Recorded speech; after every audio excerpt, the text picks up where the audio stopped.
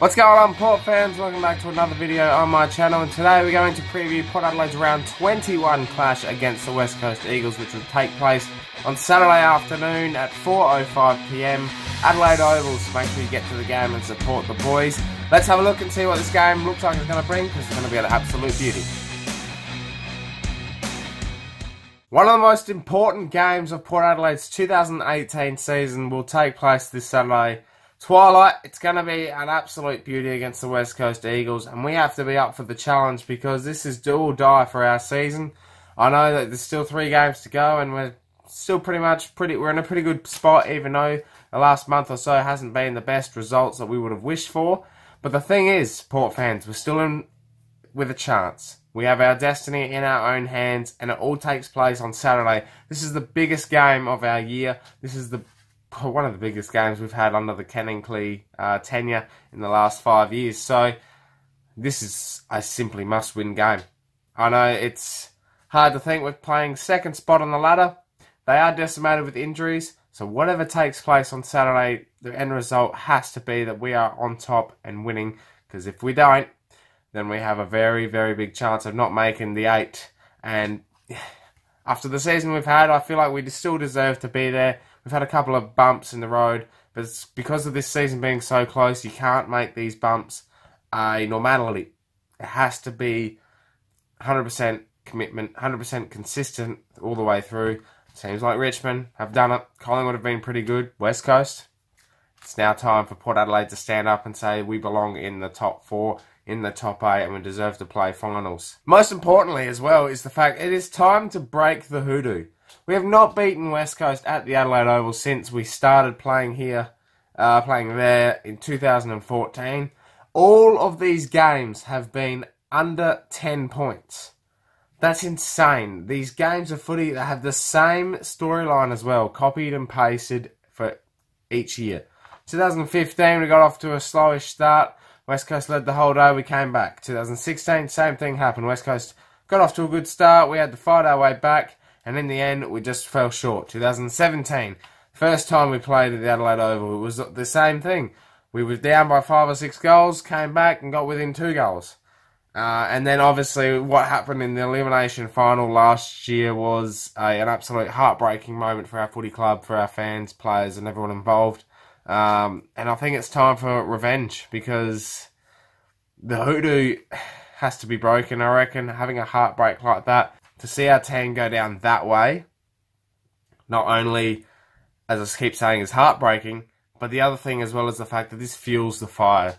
This will burn in each of those players, and this is going to be one of the more fiery performances I've seen, I reckon, because this means a lot to our footy club, and I reckon we're up for it. Positive as well with that is the fact that Gaff and Kennedy will not be playing on Saturday. 2 of their most important players. Gaff is a superior ball mover.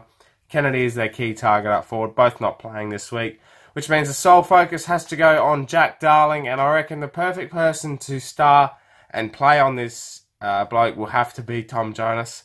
He has clearly been our best defender all year. He can play that roaming role. He can be that lockdown defender, and this is his moment. He has to keep Darling away from the footy and not let him influence the contest or hit the scoreboard, because Darling got away from us earlier in the year in round 7 over at Optus Stadium, and we can't let that happen again.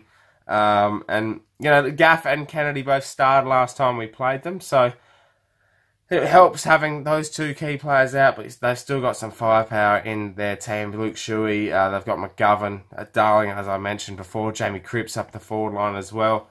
And, you know, Lyset's still a key asset to their ruck stocks, and Vardy's in pretty good form too, playing that second fiddle in the ruck. So it's very important that we are on our game, and Paddy Ryder in the middle is another key person I want to take a little bit of time on, because, you know, he's been on and off this year in terms of injury and trying to find his way back. He had a great game last week in the showdown, pretty good performance when he came back against the Dogs. This is his moment now. He has to perform against Lyset, and, you know, there's a trend I'm starting to see here. Every time he comes back from injury, he takes a little bit of time to get into form, and the next minute he just pounces and absolutely dominates for the remaining time that he plays. So I reckon he's got his work will be cut out for him on the weekend, that's for sure. And as I mentioned before, with the other, results in the past at Adelaide Oval between both these teams, Port Adelaide need to start well. Every time we seem to slow start, always playing catch-up footy. We can't do that. We did that on the weekend in the showdown. We fought our way back and got in front, but in the end, the tides just kept turning, and unfortunately, the result is what it is on the weekend. So it happens all the time for us lately. We have to start well, really apply the pressure. And I wouldn't mind a first quarter like we had against Hawthorn all those years ago. Or even just one of those quarters where we just bang 7-8 goals in a quarter. Good news for our defence stocks as well is the fact that we're looking likely that we'll get Dougal Howard back. Obviously, he's had that hand injury over the last couple of weeks, but I think we miss him down there. His go-go gadget arms that he uses to punch the ball with, and his one-on-one defending is really awesome. His pace running out of the defence as well is really crucial. So it would be good to have him back. And the other thing too I found very interesting was we're going into this game favourites. We're 7th on the ladder, just lost to a team that's 12th, and yet we're going in at a long odd favourites. I don't know whether I like that or not. I think we play better as the underdog, going as favourites. I know the pressure's on, and I just want to, let's just take a moment, Port fans. You and me, right here, right now. We're just thinking, what's this game going to bring? Because this is a game that's unknown. We don't know what this week's going to bring. We've got to have faith. Put all our eggs in one basket here and literally just go pedal to the metal, because it's all or nothing this weekend. Favourites, underdogs, pressure's on, top 4. It's up to Port Adelaide. It's up to the players. Our destiny's in our own hands. Alright, let's have a look at the changes for this week. What I think's going to happen. I think only the one change will happen. I think Dougal Howard will come back into the side. And unfortunately, Jack Homps, who had an absolute shocker in Showdown 45, will go out. Yeah, it's going to be a big opportunity for Howard to get back into the side and really prove that he's more than capable of staying. He was being a bit off before he went out with his injury. So that's going to help out, especially, if you look at some of the stats that we've got going for us this weekend, one of the key factors is turnovers. We are 13th in the league for turnovers, which means we concede the 13th, if you turn it around, 5th most amount of turnovers this year. West Coast are the least.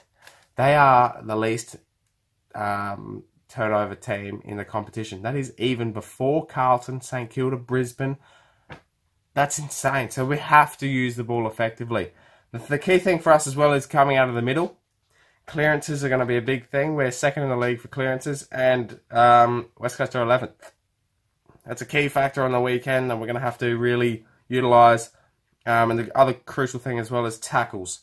1st in the league for tackles compared to West Coast, who are 16th. So we apply the pressure, which is going to be a key factor on the weekend because it's going to be a hot contest. In saying that, the predictions, I'm going to go with Port Adelaide by 17. It's a must-win game. I believe our side will get the job done. It's just a matter of how they do it and how much they want it. We know they want it, but we have to find a way to win. I don't care how. Just get the job done. BOG will be Ollie Wines. I feel like he had a shocker last week as well, and he would be ruining his opportunity at kicking that drop punt next time. So he's going to star, and he'll show why he's the next leader of our footy club. That's it, Port fans. Thank you very much for tuning in to this preview of Round 21, Port Adelaide versus West Coast. Make sure you get to the game on the weekend. Support the boys, and let's get them across the line. Make sure you subscribe to the channel if you are new for plenty more Port Adelaide content coming your way on a weekly basis. Tune into the Porches podcast at 8 PM every Wednesday night. Our latest podcast is out now, so go check that out as well. That's it, Port fans. Enjoy round 21.